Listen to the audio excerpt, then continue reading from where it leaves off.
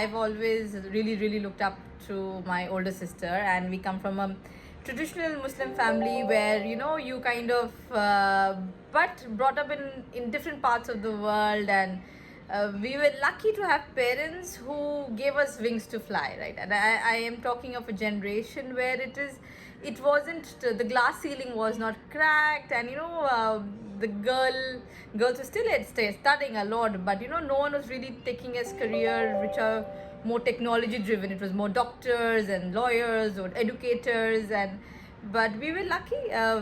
We had both our parents who are extremely educated, and in that time came from families where education was given the most importance. And that's what my mother always says, that the only thing I'm going to leave you with is your education and the culture and upbringing that giving. Everything else you have to build on your own. So with that as a basic cornerstone of our upbringing, we grew up in different parts of the world. And when I say different parts of the world, we grew up in modern worlds like New York and US, to really conservative worlds like Saudi Arabia. So we kind of saw a host of different kind of people, cultures. And this was the time when India globalization, the world was flat, hadn't come out so much. This was the time in like 90s and 80s where uh, Indians were far less outside, and the experience were very enriching.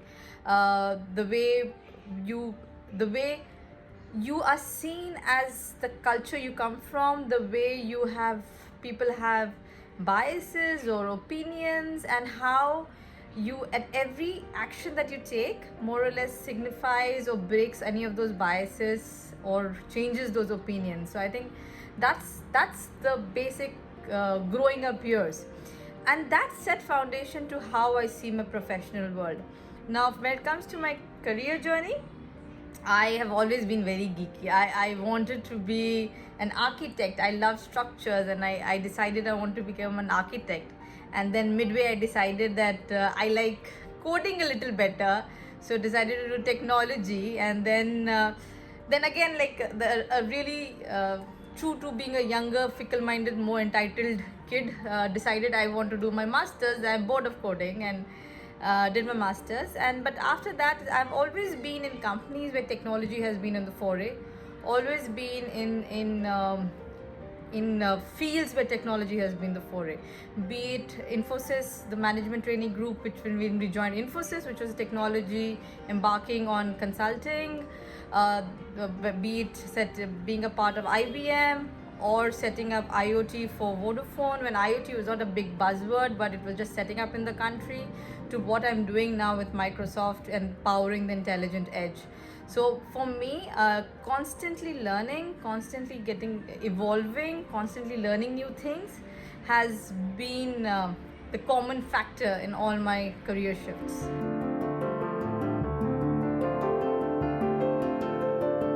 So I think the biggest learning I felt was the whole aspect. It has broken a lot of boundaries when it comes to how we perceive business has to be done. One of a basic bias, I would call it bias, a basic thought always was that if you are in a P&L role, or if you're in a sales role, or if you're in a customer facing role, you have to be front of the customer. And that means you have to be in the same place. You fly in, and everyone flies in like crazy, right? You fly in from countries and across geographies for a meeting, for a negotiation, for a deal. And that's how the world has been doing business for the longest period of time, right? With COVID, we realized that we could do the same thing through collaboration, through video conferencing, through Teams, through remote, right? And it's acceptable. Nowhere am I saying and that it ever replaces the human touch. It's being in the same office, being in front of your partner or your customer, sharing a meal with your colleagues. All that always is important. 100% work from home is not something I see a trend. But yes, a more flexible work culture is very obvious, right? That's one trend. The second aspect is working from home. People assume, and luckily I've been in companies where work from home was always a culture, right? So it was never a new world for us. But a lot of companies assume that if you're working from home, you're not working. You're like, you're on chutti, right? But work from home has become a reality, right? And that's the other aspect, that work from home is okay. You have a life, so you will have a kid pop up, you'll have a dog bark, you'll have something break, you'll have someone talking, and it's totally fine. And it's really totally fine. I have everything happening in the background. So, so, but and and I was amazed with the amount of patience and understanding people have. Your partners, your customers, your seniors, like really senior ups, and they are extremely patient, and it's okay because everyone has a life other than work. So I think the two broad trends from work I see is a blending of a working environment, which is a blend of remote work and work from office, right? More flexible hours, more flexible work times, more flexible working locations. You're no longer hung up on an office and a desk. That's one. A more trusted environment, because now it doesn't matter if I'm not sitting in front of you, doesn't mean I'm not working. A more trusted environment, more intelligent edge, because as you're working in an environment where you're not in office, where you have all the paraphernalia that you normally have in an office, you would need the entire work setup, right? And more more how do you say, compact work setup, which you can take anywhere and you can actually start working. So I think that's what I see from a work from home or a COVID scenario.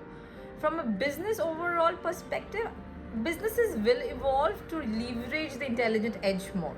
You will have factories, or you'll have companies trying to leverage more remote mechanism to activate, deactivate, monitor, and all that. So that will be another area which will be a major scale of how you can reduce the dependence or the interaction of a human being going out there, so that in case something like this happens, I think the initial, when all the manufacturing plants had to shut off because people could not go, the shifts were not there, so how would you run the plant, right? So I think all that will evolve. So we will, in the next, I think next half a decade, we will see evolving business models. We will see evolving business needs. In India, this is not new, right? The need for digital was always there.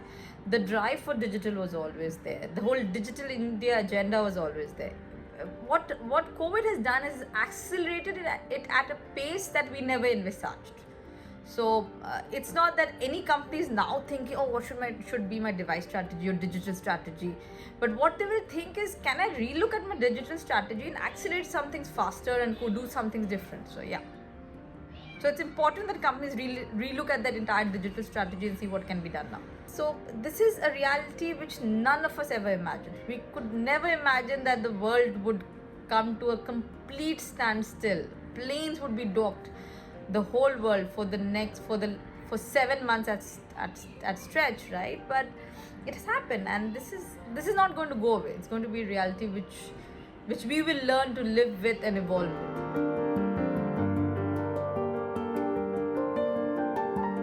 So one of the biggest lessons, I think, for all women leaders or all women who are in the workforce is that women tend to do much more, because we still have a family to manage, and we still have a house to manage, and we still tend to do the guilt trip that it's our responsibility to do everything a little bit more. So I think that whole sense of I have to do everything and I have to do everything in the best possible manner is something which we put on ourselves. So I think one of the biggest lessons I learned especially during COVID, because I was like, literally our work day becomes 24/7, is you need to let it go. It's okay. There's certain things will not happen. That's totally fine. So I think one of the biggest learning I did was things will never be always perfect, and trying to balance everything in the most perfect manner is not good. So you need to just learn how to prioritize, and there will be times when you need to prioritize family more than work, and there will be times when you need to prioritize work more than family, and that's okay. Everyone understands that. The world we are in now, we are seeing more and more families being very supportive of women in workforce, especially in leadership positions. So I think that's a good thing, because you need a supportive family for any leader, male, female, anyone, is very, very important in their journey, in their career journey. So I think that's the second big learning that I would want to share. The third learning is, it's not for any woman leader, I would say for all gender leaders, as they go up the career, is you should never stop learning. I've always felt that when you learn, or when you read something, or when you read a book, or you read or do a new set of training, or do acquire a new skill, uh, that keeps you very active from a brain perspective. All forms of learning, the personal, professional, recreational work, is a good learning, I think. And you should take out, we become very busy with operational things, so you should take out some time to say, I will learn either a new skill or a new, if you like music, musical instrument, or I read a new book, or do something. But that self-learning time is very important, because that's what oils your brains and your machines to be more motivated to do things differently, and you pick up a host of different skills, and it impacts you in different ways in your leadership, the way you are as a leader.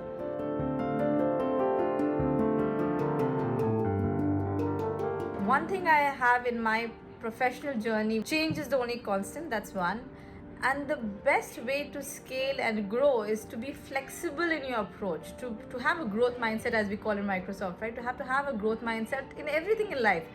Every person who says something or does something comes from a point of view, or a learned experience. So you have to respect all schools of thought, you have to respect all experiences, and then take a conscious decision. And that has been the cornerstone of my professional learning. So cornerstone of my personal and professional somewhere have now become two big stories on which I always rely on.